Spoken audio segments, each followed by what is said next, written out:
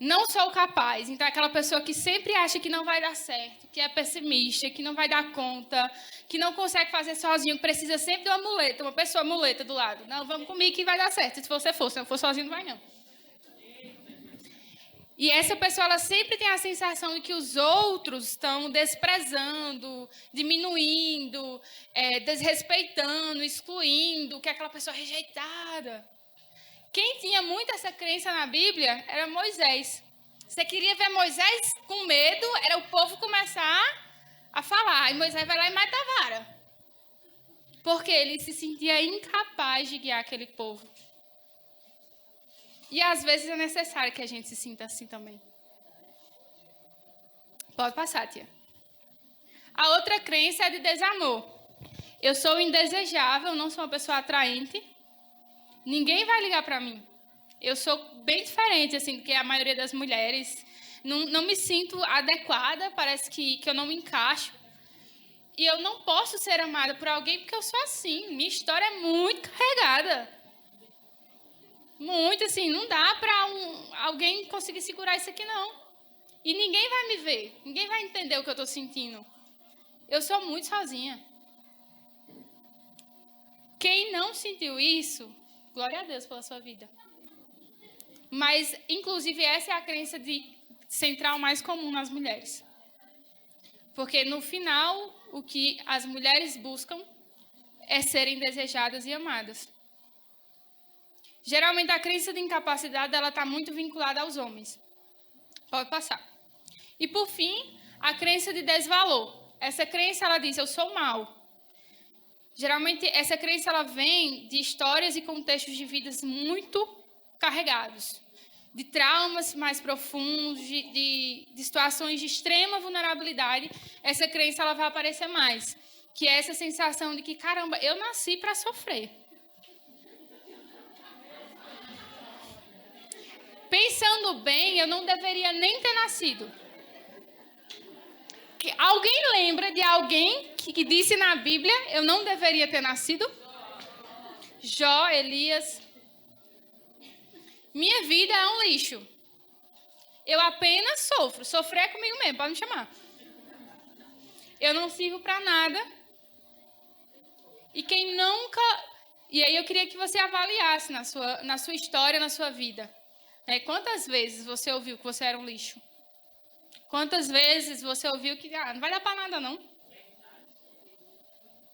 Isso aí vai ser igual a mãe, igual a avó, igual a tal.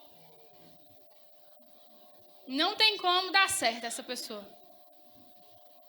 Não tem como. Você nasceu para dar errado. E tudo isso são mentiras que criam essas crenças. E, gente, lembra dos pensamentos que eu falei? Eles vêm dessas crenças. Ah, o outro me ignorou. Não sou amada. Ah, o outro tá com raiva de mim. Como eu sou uma pessoa mal. E nós não nos damos nem o direito de errar. Porque é tudo Mulher Maravilha. Pode passar, tipo. Essas crenças, elas são ideias, certo? Que ficam aí no nosso coração, na nossa mente. E muitas vezes você sente, mas o fato de você sentir não significa que seja verdade. E aí a gente vai pegar aquela emoção que Deus colocou no nosso coração e a gente vai equilibrar ela. Por quê? Porque nem tudo que a minha emoção está dizendo também às vezes é. Nem tudo que eu sinto está acontecendo. Ter aquela sensação, eu sei que a gente às vezes se move no discernimento, na palavra do conhecimento, né? Mas às vezes o que eu estou sentindo é só uma crença minha falando. Nem sempre aquilo que eu sinto de fato é. E muitas vezes essas crenças elas vão estar ligadas à nossa história de vida, àquilo que a gente já vivenciou. A gente precisa lembrar que só as verdades vão desfazer as mentiras. Então eu preciso buscar evidências, fatos, provas que contradizem aquilo que eu estou acreditando. Tá, meu filho não me atendeu, não me ama, mas meu filho lavou a louça hoje. E aí a gente precisa encontrar os pontos que afirmam aquilo que é contrário. E às vezes você não vai conseguir enxergar isso sozinho. Você precisa do outro. Você precisa do Espírito Santo falando com você. E lembre-se, uma meia-verdade não é uma verdade. Sim, existem momentos da sua vida que você vai estar sozinho. Mas isso não significa que você é sozinho. Eu moro só. E aí, quando eu adoeço, é terrível ficar só. Odeio adoecer sozinha. Aí eu vou ficar só uma pessoa sozinha. Não. Existem momentos que eu estou só. Porém, isso não significa que eu seja uma pessoa sozinha, que eu não tenha ninguém na minha vida. Até porque a solidão nada tem a ver com a ausência de pessoas. Certo? Então, eu queria que vocês aceitassem esse processo na vida de vocês. Tem uma frase que diz assim: o processo é lento, a mudança é inacabável. Todo mundo vai ter o seu lado de gente insuportável. Então, todos nós temos esse lado. E todos nós precisamos sujeitá-lo a Deus. Pode passar, tia. E aí, aqui a gente tem uma estratégia de regulação emocional que a gente usa diante dessas situações. E eu queria já trazer uma diferença. Regulação emocional não é a mesma coisa de controle emocional.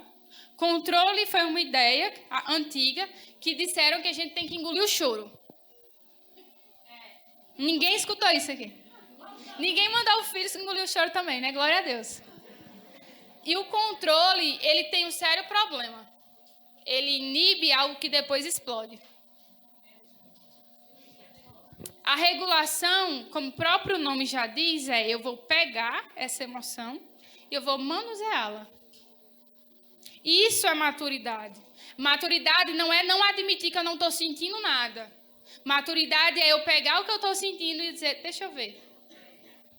E aí, o que a regulação faz? Vou pegar uma situação, esse é o primeiro passo. Seleção da situação. Digamos que você está no seu dia a dia e tem uma situação que acontece. Lembrando que a emoção ela sempre vem porque tem uma causa. Não é por nada. E eu vou pegar a situação que ninguém vive aqui, né? O marido botou a toalha em cima da cama. E aí, você selecionou essa situação. O segundo passo é, eu posso mudar essa situação? Diga se você pode mudar essa situação. O que é que você pode fazer?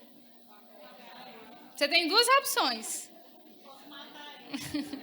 Você pode matar ele ou você pode pegar a toalha e tirar. E depois chegar. Amor, toalha, tirar. Certo? Agora vamos pensar uma situação que não tem solução. Você não pode mudar a situação. Por exemplo, seu filho foi reprovado na escola. Você pode mudar essa situação? Não. Aí a gente vai para o terceiro passo, implantação da atenção. Que implantar minha atenção. A situação ela tem vários fatores. Por exemplo, o que a professora falou do meu filho, o que o meu filho falou para mim, o que o meu marido, que é o pai do menino, falou para mim. Tudo isso são diversos fatores, mas eu tenho a escolha do que eu vou focar. Eu vou focar de que o meu filho disse que eu sou uma mãe que cobra muito ele. Eu vou focar no que a professora falou, que o meu filho ele poderia ter sido melhor. Eu vou focar em toda uma situação de dificuldade que eu tenho vivenciado e tentado lidar, e ao mesmo tempo querer que meu filho passe, eu seja uma super mulher. Você tem muitas coisas. Então você precisa decidir aonde você vai colocar a sua atenção para trabalhar. E a partir disso você tem uma mudança de pensamento. Tá, é justificado que essa situação tenha acontecido. Existe uma razão. E a partir disso mudar o seu comportamento, que é entender que não é o fracasso do teu filho que vai falar sobre você.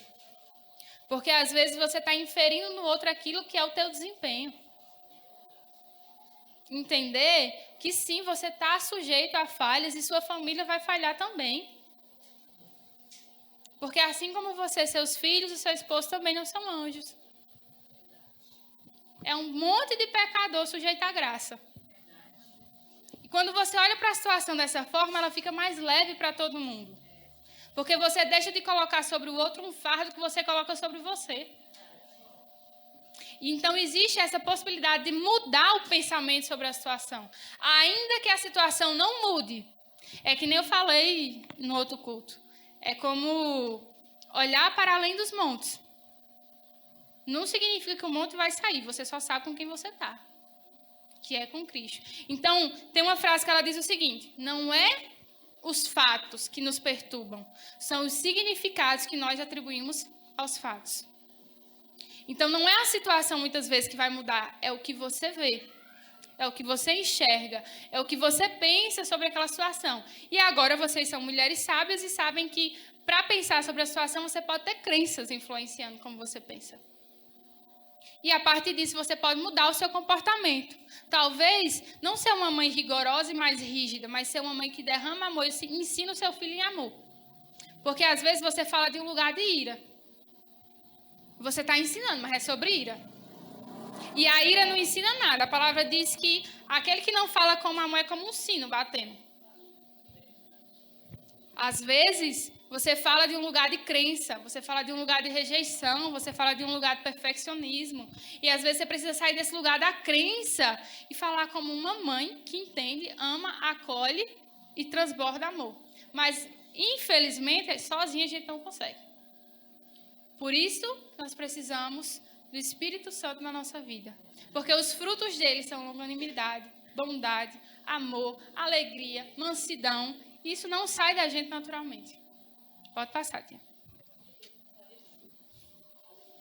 E aí nós temos as seguintes perguntas. Diante da minha emoção, que emoção eu quero ter? Quando eu quero experienciar essa emoção? É na hora que acontece a muvuca e eu vou lá explodir com todo mundo? Como eu quero experienciar? Eu quero inibir essa emoção, esconder, fingir que nada está acontecendo? Eu vou pegar ela aqui e dizer, eu estou com raiva. E como eu vou expressar? Porque essa é a parte mais importante. Experienciar é enquanto ela está aqui. É enquanto eu estou aqui, ó, gerenciando ela. Quando eu expresso, eu perco o domínio. Quando eu expresso, eu já vou ter que lidar com as consequências do que eu expressei. Concorda? E essas consequências podem ser boas ou ruins. E aí já entra a minha responsabilidade sobre o outro. Então, a maturidade, a inteligência emocional, ela acontece antes de eu chegar na expressão. É aqui, eu estou aqui gerenciando. É no que eu vou sentir, quando eu vou sentir, como eu quero sentir. Para depois, como eu vou expressar. Certo? E aí, pode passar, tia. Essa regulação, ela vai ter um efeito fisiológico sobre o meu corpo. Então, diante da minha raiva, eu vou entender que eu estou com raiva, mas eu não vou lutar com ela. Então, eu vou baixar os meus batimentos cardíacos, eu vou tranquilizar o meu corpo e dizer, olha, você não precisa correr. Você não precisa agir como se você estivesse numa luta e numa fuga. Quando você está numa briga com seu marido, por exemplo. Você está aqui diante de outro ser humano e sua reação não precisa ser de correr. Ou achar que vai correr, né? Porque o seu corpo tem uma descarga de adrenalina. O efeito cognitivo, né? Que é com base naquilo que eu vou pensar.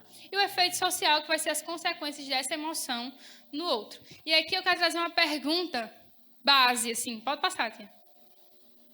Quantos são capazes de identificar o que sentem? Quando vocês sentem algo, vocês conseguem nomear? Ah, eu sinto neste momento que eu estou feliz. Eu sinto que eu estou triste. Vocês conseguem fazer isso? Ou vocês só... Sinto. Na maioria das vezes a gente só sente. Mas nomear as nossas emoções, tomar ciência daquilo que a gente está sentindo é um passo muito importante. E aí eu queria trazer um detalhe aqui. As pesquisas mostram que as mulheres são muito mais conscientes do que elas sentem do que os homens.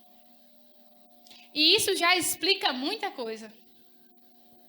Então, vamos ter um pouco mais de paciência. Se eles estivessem aqui, eu ia dar uma bronca neles e dizer, vamos se trabalhar, né?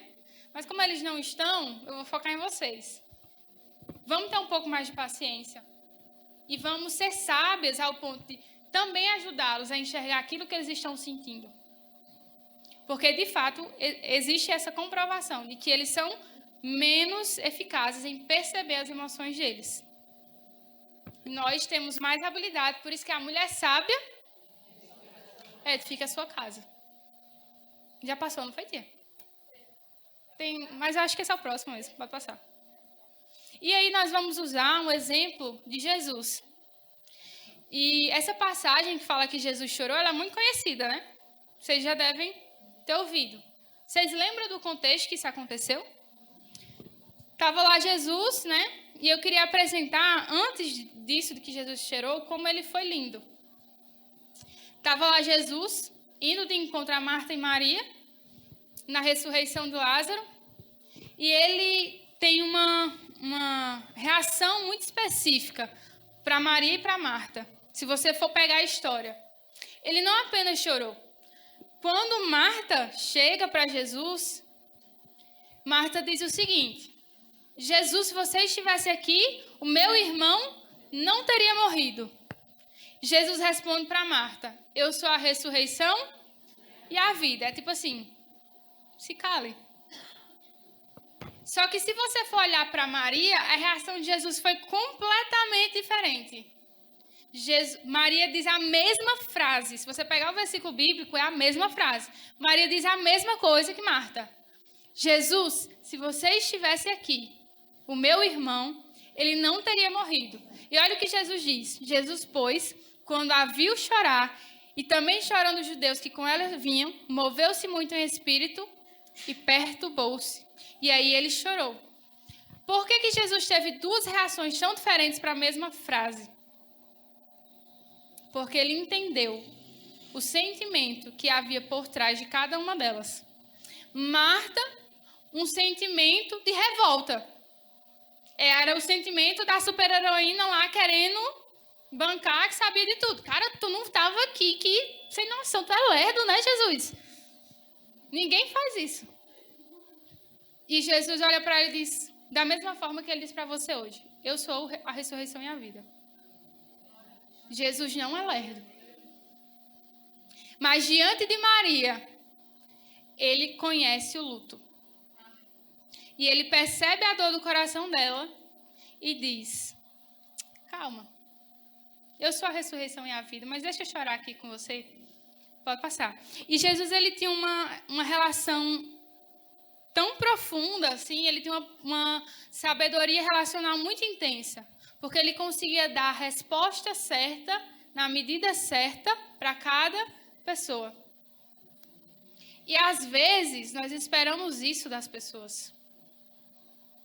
Sabe?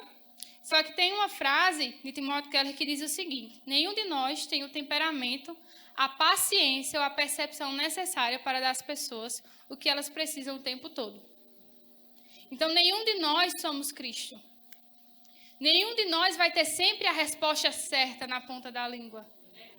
Nenhum de nós vai ter sempre a porção e a medida exata para cada um, que cada um necessita. Então, não espere isso dos outros. Não espere isso do seu pastor sempre. Não espere isso da sua líder sempre.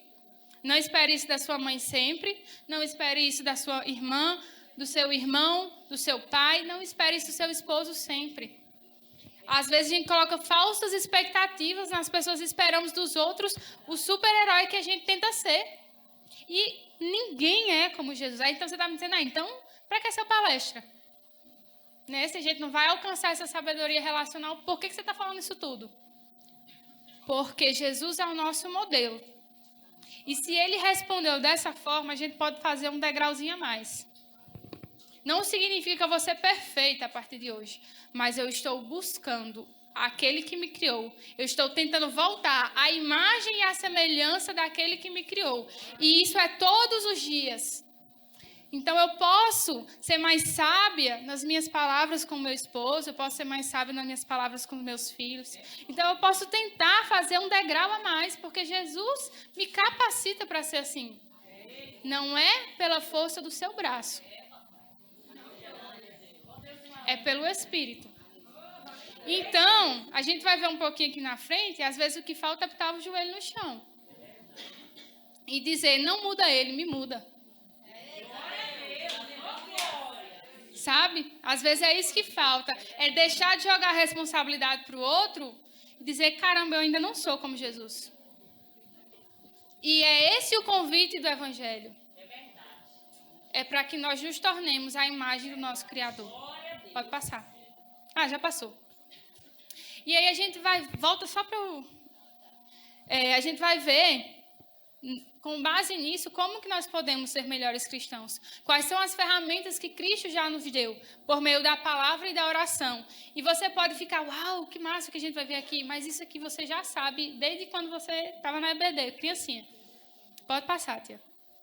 Nós vamos ver os efeitos da oração no nosso cérebro. A oração, ela aumenta a nossa resistência à dor e ao ambiente. E ela aumenta a nossa concentração. Tá, calma aí, vou explicar para vocês. Tá vendo essa partezinha verde aqui? Isso no nosso cérebro é o que a gente chama de córtex temporal parietal. Esse córtex, essa areazinha aqui, ela nos faz ter ciência de tudo que está acontecendo aqui. Então, eu estou vendo a irmã de rosa, estou vendo aqui a palestrante falando, estou vendo o bebezinho ali, estou vendo o ambiente. E essa parte, ela faz com que eu tenha consciência de tudo que está acontecendo aqui. Certo? Claro isso? Quando eu oro, essa parte se desliga. É como se ela silenciasse tudo à minha volta. E eu passo a não sentir tudo o que está acontecendo à minha volta e eu começar a entender o que está acontecendo aqui dentro. Quando eu oro, a oração blinda o meu interior. Por isso que ela me faz ser resistente ao sofrimento. Por isso que ela desliga toda a conturbação que há em minha volta.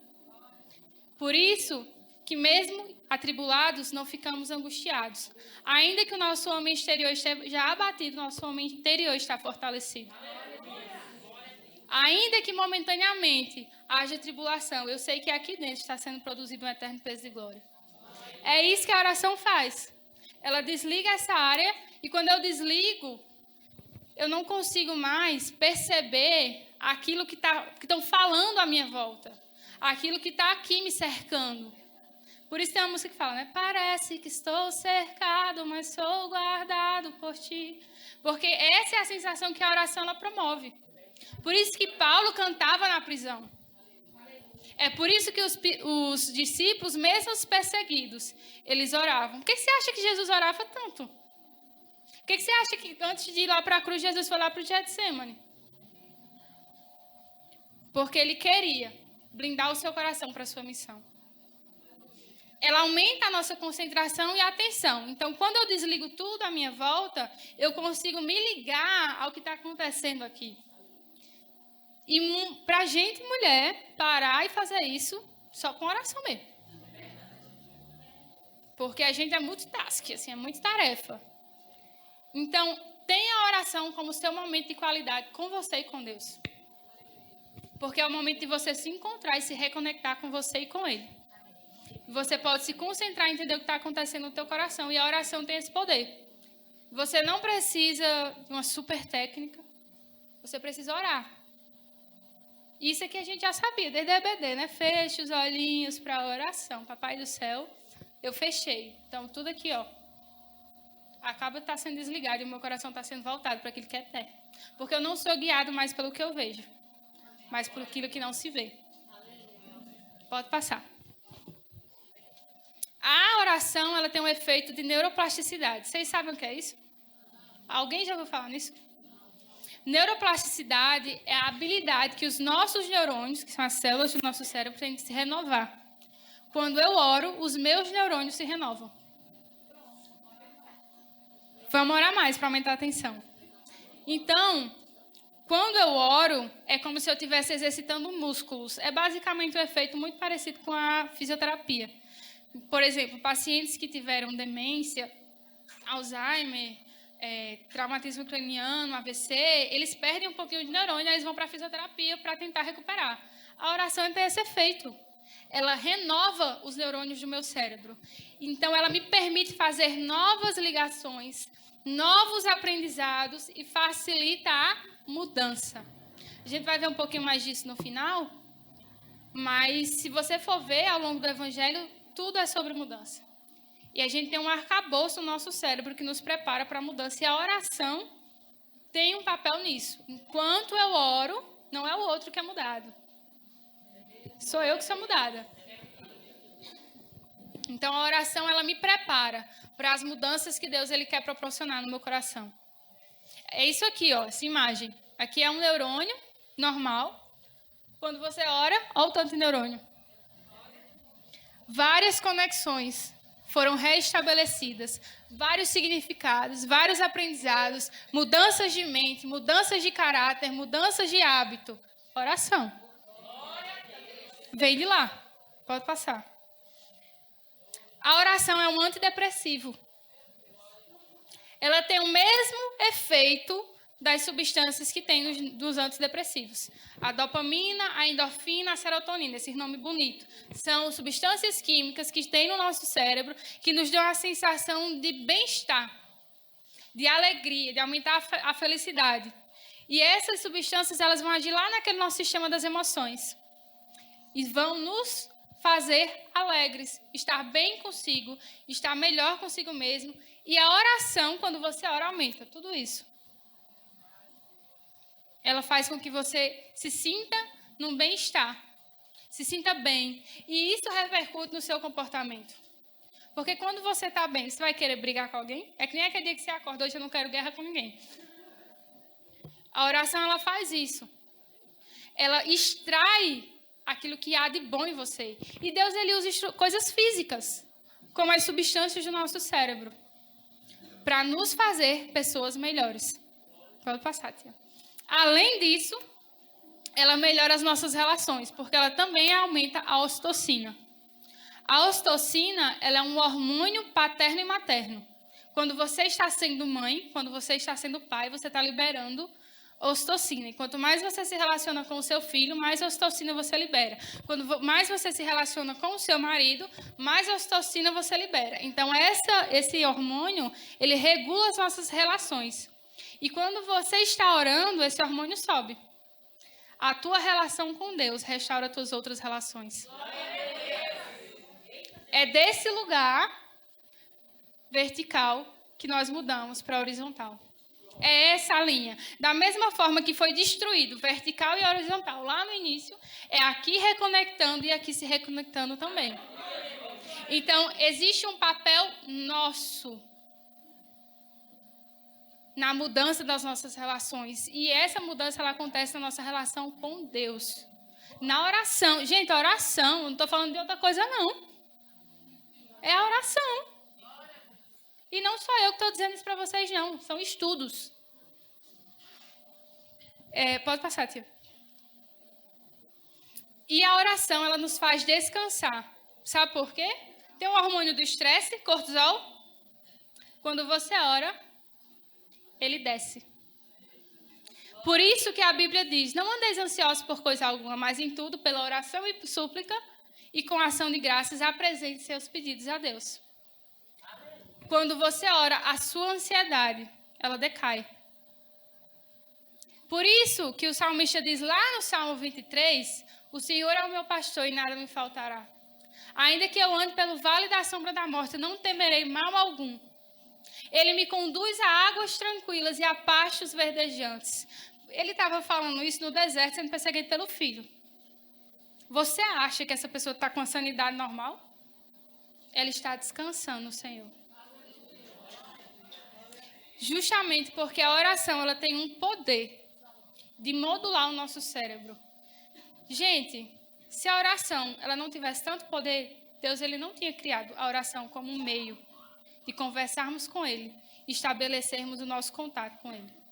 Só que nós menosprezamos as bases do cristianismo. Nós achamos que precisamos de uma novidade. Às vezes você espera uma palavra de Deus, mas Deus já te deu a oração. Às vezes você espera que venha a irmã do coque e diga algo, agora minha vida vai mudar. Não. Às vezes o que falta é oração. É parar 10 minutos. Eu sei que a nossa vida é corrida. Eu sou mulher também. Ainda não tenho filho, nem tenho esposo, mas a minha vida também é corrida. Eu sei que é difícil parar e encontrar um momento, mas esse momento precisa ser a prioridade da sua vida. Porque se você estabelece tudo desse lugar, aí você vai ver as coisas colocadas em ordem. E ainda que não esteja, você está nesse lugar. Amém? Pode passar. E aí, a oração ela melhora a nossa habilidade de tomar decisão. Quando você ora, você ativa essa parte do teu cérebro, córtex pré-frontal, que é a sua parte racional. Então, ela te ajuda a pensar melhor, a decidir melhor e a planejar a curto e longo prazo. Quais são as consequências das minhas escolhas? Orando, você vai decidir melhor. Então, antes de se precipitar, antes de ser impulsivo, ore. Pergunta para o Senhor o que Ele quer. Eu lembro que esses dias eu estava precisando tomar uma decisão muito importante na minha vida. E eu estava assim, Deus, usa alguém. Sabe? Manda aquele sinal do céu. E era uma decisão muito importante. E aí Deus, Ele me deu, assim, Ele olhou para mim e fez assim, vai ler Provérbios 2. E quando eu li Provérbios 2, ele diz basicamente o seguinte: a sabedoria em decidir já está no seu coração. E muitas vezes a gente quer se esquivar da escolha. Às vezes a gente não quer, a gente quer ter certeza que foi Deus que mandou escolher. Porque isso vai nos tirar da responsabilidade. Foi Deus. Não. A sabedoria em escolher está no nosso coração quando a gente ora. E Ele já colocou no seu coração, não pergunta mais. Mentira. E eu vou trazer só alguns versículos, já estou finalizando, tá, gente? Da palavra que diz assim: a minha alma consome-se de tristeza, fortalece-me segundo a tua palavra. Às vezes a gente esquece de ler a palavra. Às vezes a gente esquece que aqui tem todas as verdades que a gente precisa. Às vezes a gente assiste mais pregação no YouTube do que lê a Bíblia. A lei do Senhor é perfeita e restaura a alma. O testemunho do Senhor é fiel e dá sabedoria a quem? Então seja simples. Se tem uma coisa que Deus não gosta, é de orgulhoso. A palavra diz que Ele abate o orgulhoso e exalta o humilde. Mas Ele está falando isso porque a gente tem tendência a ser orgulhoso, tá? Só para lembrar. Porque essa é a tendência do nosso coração, automática. Eu vou ser orgulhoso, é automático. Mas os simples são aqueles que Deus gosta de apegar e ensinar. Passa, tia. O tolo logo explode de raiva, por qualquer motivo. Mas o homem sábio nunca perde a cabeça e ignora um insulto. Sabe aquele insulto que você diz, eu não levo desaforo para casa? Ignora. Sabe por que ignora? Porque quando dói significa que eu ainda estou vivo. Quando não dói mais é porque já morreu minha carne. Então, às vezes, a gente precisa matar um pouco nossa carne para que ela não sinta mais. Sabe por quê? Ninguém me deve honra, mas eu devo amor a todos. Mas, às vezes, a gente inverte. Não, todos me devem honra e eu não devo amar ninguém. Mas esse não é o caminho do cristianismo. É pegar a cruz, andar 1 milha, andar a 2ª milha. E quem quiser vir após mim, negue-se a si mesmo. Então, a proposta de Jesus não foi, deixa eu abraçar seu ego. Não, vou matar seu ego. Só que a gente não quer, a gente só quer a promessa, a gente só quer ver o chamado se cumprir, a gente só quer ver os filhos, o marido ser salvo. E seu ego está indo para onde? Para o céu e para o inferno. A ideia de Cristo é que enquanto eu ande com Ele, eu morra mais e Ele cresça mais. Tem essa aqui, o tolo mostra toda a sua raiva, mas quem é sensato se cala e a domina. E esse se domina aqui é de pegar e dizer, o que eu vou fazer com essa raiva? Não é, não estou sentindo raiva. Eu peguei, eu dominei. Agora eu sei o que eu faço com ela quando eu decido falar e quando eu inibo a minha tendência de ter uma resposta. A gente tem uma resposta para tudo. Quem aqui já chegou para o seu filho e disse, eu não sei dizer isso? Filho, eu não tenho uma resposta. Mas a gente tem que ter uma resposta. E essa é a nossa tendência. Passa, tia. Irai-vos e não pequeis, e não se ponha o sol sobre a sua ira. Leve isso para qualquer relacionamento da sua vida. Nunca durma com ira no seu coração, porque o resultado da ira é morte. A ira, ela entranha nos seus ossos e é câncer. A ira dormida destrói relacionamentos. Então, se você tem rancor, se você tem ira no seu coração, não durma. Gente, isso é a Bíblia que está falando, não sou eu. Isso é Efésios 4:26. E por que ela está falando isso? Porque é mais fácil a gente dormir com a ira no nosso coração. Deixa a ira, abandona o furor. Não te impacientes. Certamente isso acabará mal. Quem aqui se orgulha de dizer que é impaciente? Tem gente que gosta. Ah, eu sou muito rápida. Então, paciência não. E muitas vezes a gente usa tendências do nosso temperamento para justificar pecado. E não é isso que Jesus quer. Isso acabará mal. A resposta delicada acalma o furor, mas a palavra dura aumenta a raiva. Tudo aquilo que você quer transformar, que não tem amor, você adoece. Como um jardineiro. Imagina se um jardineiro quer transformar um jardim e ele vai lá sem amor. Ele sai arrancando tudo. Mas um jardineiro que ama seu jardim, ele vai com amor. Ele vai tocando, ele vai transformando. E esse deve ser o lugar que a gente precisa falar para transformar. É um lugar de amor. Não é porque eu tenho uma necessidade que você mude agora. Ah, é porque eu não aguento mais. Não, é em amor. Pode passar, tia. Esse versículo, ele é um versículo muito conhecido. É em Provérbios, né? Não precisa nem colocar referência. Todo crentão aqui vai saber. Sobretudo que se deve guardar, guarda o teu coração, porque dele procedem as fontes da vida. Eu vou colocar a versão original desse versículo. Passa aí, tia. Passa. Observa o seu coração com toda diligência, pois dele saem as questões da vida. Olha a palavra que está aqui. Observa. O que eu falei até agora? Observa o teu pensamento, porque o teu coração é a tua alma. É a tua mente, é as tuas crenças, é os teus pensamentos. E a palavra está dizendo para você olhar. Sabe por quê? Porque o fluxo do mundo diz para você não olhar. Você tem só que ir. Mas como eu falei, a minha proposta é sair do automático aqui hoje. Então observa o que está dentro do teu coração, com toda diligência. Esse termo diligência aqui, sabe o que é? É um termo utilizado para os guardas, que fica a noite inteira em vigia. Por isso que é diligência. Então, observa de tal forma que constantemente você está verificando o que está acontecendo no teu coração.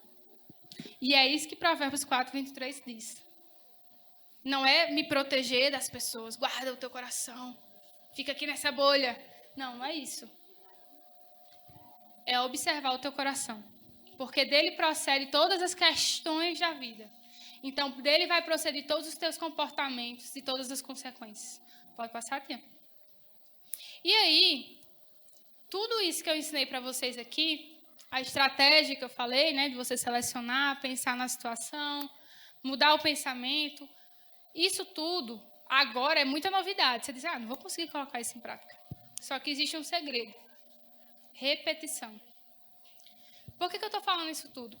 Porque eu tenho um padrão de traços de neurônios para todos os meus comportamentos que eu já sei, que são automáticos, que vão. Quando eu começo a fazer isso, eu começo a criar um novo padrão de neurônios. Um novo traço que me diz agora para não seguir aquele mesmo fluxo. E quanto mais eu repito isso, pode passar, tia, os neurônios, eles vão fazer isso. Tá vendo isso aqui? Olha bem aqui. Quando eu começo a ter um novo aprendizado, eu tiro o antigo. Então, quando eu começo a repetir essa estratégia, eu começo a criar uma nova conexão. E eu começo a dizer que eu não preciso mais seguir aquele fluxo automático, porque agora eu posso parar e pensar. E quanto mais você faz isso, mais os teus neurônios aprendem. Assim como ele aprendeu tudo que você sabe até hoje. Ele vai saindo automático. Sabe por quê? Porque a nossa necessidade do cérebro é viver. Então, o nosso cérebro ele vai automatizar tudo que ele puder. Quanto mais automático eu puder fazer tudo, melhor, porque eu vivo mais rápido e tal. Mas você tem uma necessidade muito maior do que só viver no automático. Você quer existir. E para existir, você precisa sair do automático. Para existir, você precisa questionar a mentalidade, sobretudo a sua. Para existir, você precisa formar novos aprendizados. E quando você começa a formar novos aprendizados, o teu cérebro muda. Os teus neurônios criam novas conexões. E é isso que acontece. Criar uma nova forma de pensar é tão físico quanto espiritual. Vocês estão vendo isso aqui? Esses neurônios? Isso aqui é um neurônio solto. Quando você começa a praticar regulação emocional, eles começam a se ligar. Então, aquele padrão mais antigo que você aprendeu, ele começa a ser desfeito. E um novo padrão substitui. E quando isso acontece? Enquanto eu leio a Bíblia, ela me modifica. Enquanto eu oro, a oração prepara o meu cérebro para a mudança. Ela traz a neuroplasticidade, ela traz aquelas novas conexões. E enquanto estamos no nosso devocional com Deus. Sabe por quê? Porque é lá que eu apresento todas as minhas questões. É lá que eu coloco os significados que mais perturbam o meu coração. É lá que eu apresento a minha história. É lá que eu digo, Deus, eu não dou conta. E Deus vai lá e muda a conexão. Quando eu oro, quando eu converso com Deus, eu desfaço minhas conexões antigas e crio novas conexões. Quando eu falo para Deus sobre o quanto a minha história ela me marcou, eu pego minhas memórias antigas e reconsolido com um novo significado. E a oração, ela tem esse poder, a conversa com Deus. É por isso que a Bíblia diz que nós devemos confessar os nossos pecados uns aos outros. Porque a minha relação com Deus e a minha relação com o outro tem esse poder. E sabe, isso é possível. É possível você viver essa mudança. E como eu falei até agora, o cristianismo nos convida a essa mudança. Porque o cristianismo não quer que você fique da mesma forma. O cristianismo não é sobre conformismo. E eu até falei aqui ontem de que essa é a diferença do joio e do trigo. Você acha que a diferença do joio e do trigo é porque o trigo peca mais que o joio? Não. Ou que o joio peca mais que o trigo? Também não. A diferença entre o joio e o trigo... Vamos lá. A diferença entre o joio e o trigo é que o joio não se curva. Não é flexível. Não muda. E o convite do cristianismo é para mudança. E se o cristianismo não mudar as tuas atitudes no dia a dia, ele não está servindo para nada. Se o cristianismo não mudar os teus hábitos na tua rotina, se o cristianismo não mudar a tua forma de pensar, o que é que você está fazendo na igreja? Jesus morreu na cruz não foi só para te garantir uma salvação e uma vida celeste. Ele prometeu uma vida em abundância. Ele não quer que você seja escravo dos teus significados antigos. Ele não quer que tu seja escravo da tua história. Ah, porque meu pai foi assim, porque a minha mãe foi assim. E você é o quê? Eu sou quem ele diz que eu sou.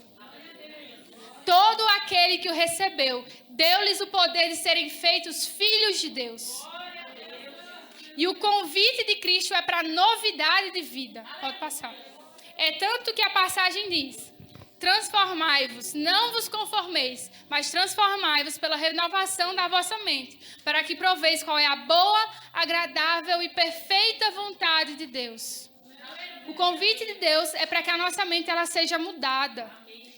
E que símbolo Jesus usa para isso na Bíblia? Um vaso. Gente, olha que curioso isso. Olha como a Bíblia é intencional. Presta atenção nisso que eu vou falar agora. Eu lembrei até do sonho de vó, ela nem sabe. Deus, ele nos fez de barro. Ele nos fez de uma matéria extremamente moldável. Por isso que lá em Jeremias 18, ele vai resgatar a figura do vaso e do oleiro, porque desde o início nós somos obras de suas mãos. Isaías vai dizer: nós somos todos os seus filhos, obras de suas mãos, e o Senhor o oleiro. Então, lá em Jeremias, quando o Senhor diz que é para descer a casa do oleiro, ele está dizendo: vamos voltar lá para o jardim do Éden, onde você era só um barro que eu desenhava, onde você não carrega as marcas dessa vida, onde você não é o que as pessoas disseram sobre você. Vamos voltar lá para o Éden, onde só tinha eu e você era a minha imagem, onde você não se importava com as dores do teu passado, onde você não carrega as decepções que as pessoas deixaram no teu coração. Quando ele diz que quer quebrar a nossa vida e fazer de novo, é porque ele tem um plano superior que nos chama. É quando ele quer fazer de nós um vaso mais parecido com ele. É quando as nossas marcas saem e o Espírito dele ganha espaço em nós. É quando o vaso, que é tão frágil que nós somos, é quando o vaso, que é tão pequeno, ele se quebra, para que o tesouro que esteja dentro do vaso apareça. Então, quando as pessoas olharem para você, elas não vão ver só a tua história. Elas vão dizer, só pode ter sido Deus. E quem está falando isso é quem sabe que só pode ter sido Deus. Fique de pé no seu lugar. Queria que você fechasse os seus olhos nesse momento.